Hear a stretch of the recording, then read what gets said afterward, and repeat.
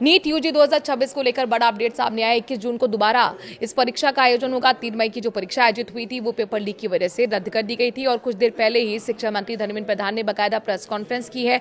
कई बड़े ऐलान किए। उन्होंने कहा कि पारदर्शिता के लिए लगातार हम कोशिशें कर रहे हैं, हम कदम उठा रहे हैं और एक बहुत बड़ा ऐलान किया है जो तमाम नीट यूजी के एस्पिरेंट्स के लिए जाना बेहद जरूरी है, चूंकि अगले साल से जो भी नीट यूजी की परीक्षा का आयोजन होगा उसमें अब OMR शीट पर यानी कि ऑफलाइन तरीके से नहीं होगा, अब ऑफलाइन को ऑनलाइन किया जा रहा है, यानी कि CBT के माध्यम से कंप्यूटर बेस्ड ये अब आपका पेपर होने वाला है।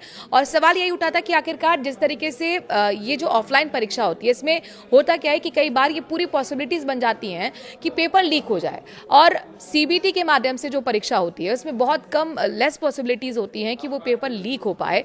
JEE मेंस के साथ भी यही होता था। JEE की जो भी पेपर होती थी वो CBT के माध्यम से होती थी और इसमें ये होता है कि जो पेपर होता है वो आपका एनक्रिप्टेड सर्वर में सेफ रहता है और जैसे ही एग्जाम शुरू होने वाला है उससे कुछ मिनट पहले ही कंप्यूटर डिजिटल माध्यम से इसको ओपन किया जाता है, तो इसमें बहुत कम पॉसिबिलिटीज होती है कि पेपर लीक हो जाए।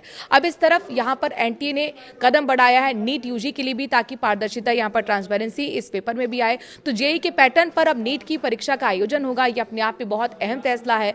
लेकिन इन सबके बीच में एक बड़ी खबर ये भी आई है कि नीट 2026 ही नहीं, साल 2025 के एग्जाम पर भी कई सवाल खड़े हो गए हैं।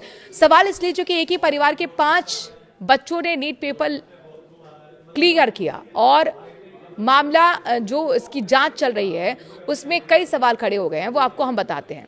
CBI जांच में साल 2025 की नीट परीक्षा को लेकर भी सवाल खड़े हो गए। इसके बाद से पिछले साल की एग्जाम प्रक्रिया भी संदेह के घेरे में आ गई है। जांच का एंगल अब इस बात पर टिका हुआ है कि कहीं नीट 2025 का पेपर भी तो दिनेश और मांगीलाल तक नहीं पहुंच गया था। CBI इन्वेस्टिगेशन में सामने ये आया है कि पिछले 2 वर्षों में दिनेश और मांगीलाल और उनके बड़े भाई घनश्याम के परिवार के 7 सदस्य नीट परीक्षा में शामिल हुए थे। इनमें से परिवार के 5 बच्चे एग्जाम पास करने में सफल रहे। मुंबई वाराणसी के मेडिकल कॉलेज में उनको एडमिशन मिला। किसी का चयन मुंबई मेडिकल कॉलेज में हुआ तो किसी का वाराणसी में। एक ही परिवार के इतने सदस्यों का मेडिकल कॉलेज तक पहुंचना अब जांच एजेंसियों को भी चौंका रहा है। जांच में सामने आया है कि साल 2025 में मांगीलाल का बेटा विकास नीट परीक्षा पास कर सवाई माधोपुर मेडिकल कॉलेज पहुंचा। मांगीलाल की बेटी प्रगति का चयन दौसा मेडिकल कॉलेज में हुआ। दिनेश की बेटी गुंजन, घनश्याम की बेटी पलक और सानिया का भी MBBS की पढ़ाई वो कर रहे हैं। पड़ताल में सामने आया कि परिवार के छात्र 10वीं और 12वीं में औसत स्टूडेंट थे और फिर नीट पास कर गए। यही वजह है कि जांच की सुई अब परिवार के कई सदस्यों पर टिक गई है। सवाल यह है कि 12वीं में 55% लाने वाला नीट 2025 में 85.11% कैसे ले आया। विकास के 10वीं में 63% और 12वीं में 55% अंक थे। नीट 2024 में उसे 720 में से केवल 270 नंबर मिले थे। सीकर की कोचिंग में जो 46 टेस्ट हुए उसमें भी औसत महज 384 नंबर का था। इसके बावजूद नीट 2025 में उसने 85.11 परसेंटाइल हासिल कर ली। कुछ ऐसा ही रिकॉर्ड प्रगति का भी है। उसके 10वीं में 69% और 12वीं में 91% अंक के बाद नीट 2024 में 332 नंबर मिले थे। कोचिंग टेस्ट में उसका औसत करीब 302 नंबर का रहा, जबकि नीट 2025 में उसने 89.08 परसेंटाइल हासिल कर ली। पलक का परसेंटाइल 98 के भी पार है। गुंजन के 12वीं में 70% अंक के बाद 2024 की मेडिकल प्रवेश परीक्षा में 355 नंबर थे। अगले साल हुई परीक्षा में शानदार अंक हासिल कर 92.53 परसेंटाइल स्कोर किया।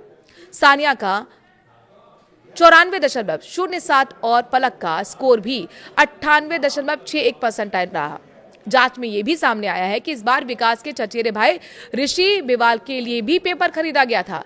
ऋषि 12वीं में ग्रेस मार्क्स के सहारे पास हुआ था और उसके 12वीं में करीब 50% और 10वीं में 43.67% अंक थे। मुंबई वाराणसी के मेडिकल कॉलेज में कैसे एडमिशन मिल गया, अपने आप में बड़ा सवाल है।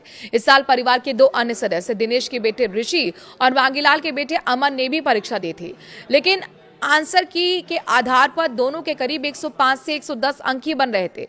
वहीं एक सोशल मीडिया पोस्ट भी जांच के दायरे में आ गई है, जिसे खुद दिनेश ने 6 नवंबर 2025 को शेयर किया था।